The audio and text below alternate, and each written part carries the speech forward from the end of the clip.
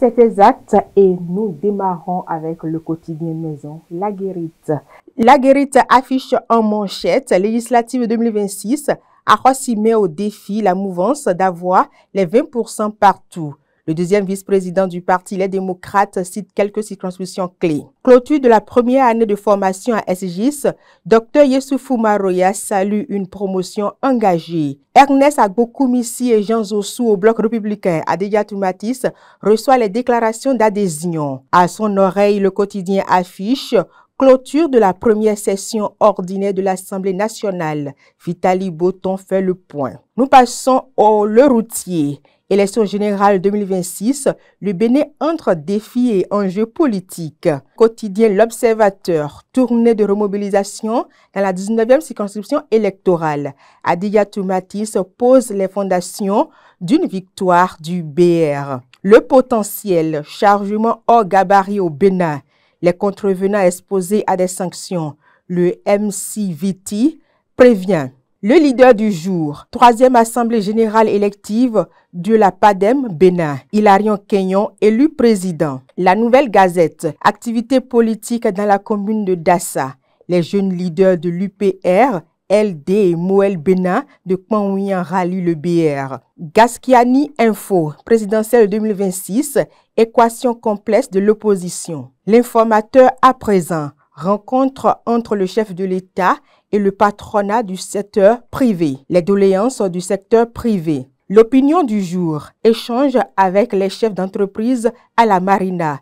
Talon vante un Bénin plus ouvert aux investissements. Libération à présent. Partenariat public-privé. Talon à bâton rompu avec les entrepreneurs. Le chronomètre à présent. Religion et vie de couple au Bénin. Fanatisme religieux. L'ennemi invisible des couples béninois. La Nation à présent. Rencontre au palais de la Marina. Talon et les opérateurs économiques en symbiose. Nous retrouvons à présent Matin Libre. Chargement hors norme au Bénin. Le ministère du Cadre de Vie et des Transports hausse le ton. Adjaché News en sa manchette affiche deuxième édition du Festival des Masses à Porte-Novo. Le ministre Abimbola et le maire Yankoti annoncent les couleurs. L'événement se tient les 2 et 3 août prochains.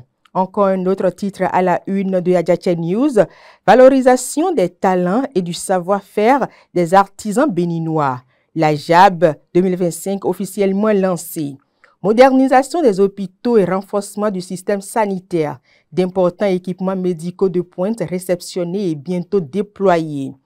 Rencontre entre Patrice Talon et le patronat du secteur privé. Le Bénin, une vitrine crédible pour l'investissement en Afrique. Jeux universitaires au Bénin, la phase de zone de la 12e édition officiellement lancée à Kétou. Construction et mise en service des marchés modernes. Les vendeuses et commerçantes expriment leur reconnaissance au président Talon. Avant de boucler cette revue, nous retrouvons une fois encore le quotidien maison La Guérite qui affiche en sa manchette législative de 2026 à Rossi met au défi la mouvance d'avoir les 20% partout.